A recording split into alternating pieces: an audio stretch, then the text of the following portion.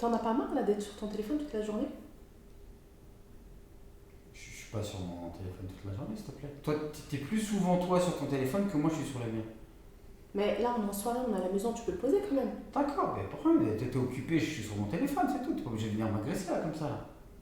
Attends, subhanallah, moi je m'occupe des enfants toute la journée, je fais la cuisine, franchement je croule sous les tâches, et toi tu rentres, qu'est-ce que tu fais? Tu te mets sur ton Et téléphone. moi j'ai travaillé toute la journée, j'étais sur un chantier toute la journée, je me suis pris la tête avec des imbéciles là toute la journée, et je rentre ici, tu vas me casser la tête. Eh ben écoute, moi je veux que tu poses ton téléphone.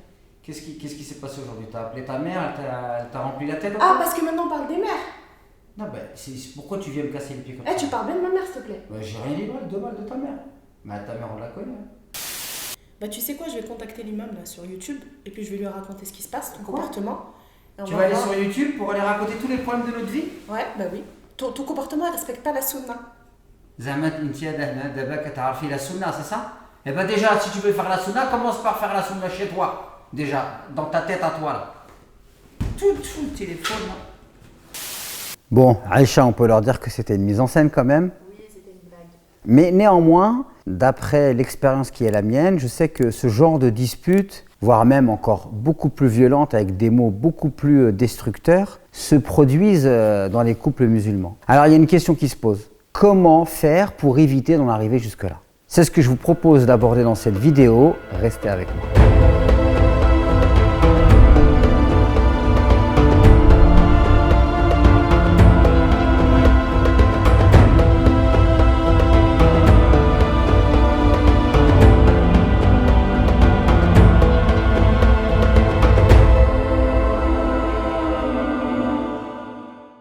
Concrètement, qu'est-ce qu'on peut faire pour éviter de se retrouver dans ce genre de situation lorsqu'on vit en couple? La première chose, c'est qu'un couple a besoin d'apprendre à se synchroniser. Par exemple, là, lorsque l'homme rentre à la maison et qu'il est fatigué et qu'il trouve sa femme aussi qui peut-être a eu une longue journée, ils doivent apprendre à se synchroniser. Qu'est-ce que ça veut dire? Ça veut dire que l'homme, par exemple, va rentrer à la maison et va aller voir sa femme, il va l'embrasser, il va lui dire bonjour, il va lui dire écoute chérie, j'ai eu une dure journée, je suppose que toi aussi, je te propose, je vais aller faire une douche, je vais faire ma prière, je vais boire mon café, puis après je serai tout à toi pour pouvoir échanger, discuter, etc. Et à ce moment-là, la femme, si elle avait envie de se confier à son mari, parce que c'est normal, si toute la journée elle était restée à la maison avec les enfants et qu'elle avait envie de parler avec son mari, lorsqu'il rentre à la maison, elle a envie qu'il soit avec elle. Lorsque son mari lui donne des explications, du coup, elle aussi, elle peut tout à fait comprendre que le moment qu'elle veut partager avec lui, il va venir dans pas très longtemps. Et donc, du coup, ça évite la frustration. Ça peut être le cas aussi lorsqu'une femme travaille et qu'elle aussi, elle a une longue journée. Donc, c'est toujours important de se rappeler qu'on vit ensemble et donc il faut se synchroniser en termes d'emploi du temps, à quel moment on se retrouve, à quel moment on prend un temps pour nous. Alors si en plus parfois il y a des enfants en bas âge, c'est-à-dire qu'eux aussi ils vont capturer l'attention des parents et donc du coup on peut se retrouver avec de longs moments où on ne peut pas se parler et donc du coup le seul moment où la femme elle va vouloir parler avec son mari, elle va le voir en train de regarder la télé ou être sur son smartphone, eh bien ça peut provoquer une forme de frustration ou de colère. Ensuite, la deuxième chose, c'est ce qu'on appelle la CNV, la communication non violente. C'est-à-dire que très souvent, parfois, il y a des disputes qui éclatent dans les couples. Et la raison de la dispute, c'est qu'en fait, il y a un des membres du couple qui veut exprimer un besoin, mais sa manière d'exprimer son besoin, elle est maladroite. Au lieu de dire, par exemple, mon chéri, je t'ai pas vu de la journée, tu m'as manqué, j'aimerais passer un moment avec toi. Est-ce que tu peux délaisser ton smartphone pour qu'on puisse discuter ensemble, j'en ai besoin. Elle lui dit, tu es tout le temps sur ton smartphone. Donc du coup, forcément, quand vous agressez quelqu'un, qu'est-ce qui se passe en retour? Lui aussi il va chercher à répondre et donc finalement il va vous renvoyer également une énergie qui est négative. Donc la communication non violente, c'est extrêmement important. On apprend à exprimer ses besoins à l'autre sans l'agresser.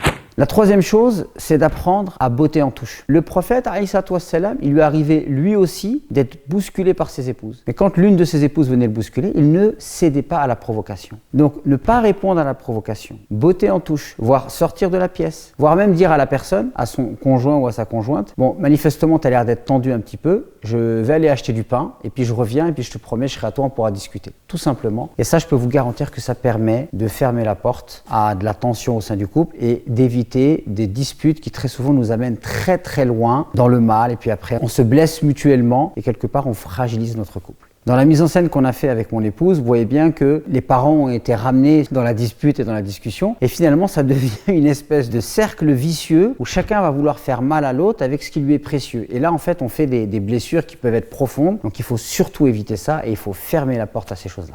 Rappelez-vous tout de même que dans la sourate Ar-Rum, ce qu'il est dit par rapport au couple, c'est qu'on recherche la tranquillité. On recherche ce qu'on appelle as-sakina. Donc, dans un couple, c'est extrêmement important de développer les postures, la manière de parler, les attitudes qui permettent d'entretenir cette tranquillité. Comme ça, quand vous rentrez chez vous et que vous êtes au sein de votre couple, eh bien, vous vous sentez apaisé et vous cultivez cette quiétude. Si par contre, au sein de votre couple, c'est constamment la guerre et c'est constamment des disputes violentes, alors il va être très difficile de trouver la quiétude au sein de ce couple.